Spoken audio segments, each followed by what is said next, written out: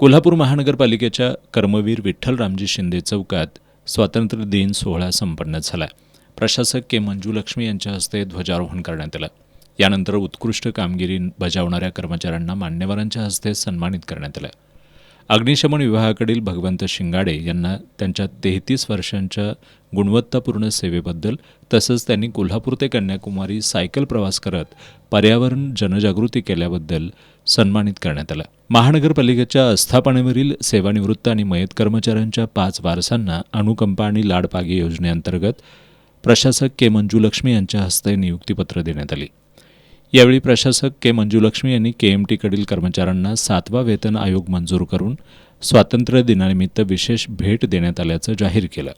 100 दिवसांच्या कार्यक्रमामध्ये महानगरपालिकेनं उल्लेखनीय कामगिरी केली असून स्वच्छ सर्वेक्षणात 54व्या क्रमांकावर झेप घेतल्याबद्दल प्रशासकांनी सर्वांचं अभिनंदन केलं.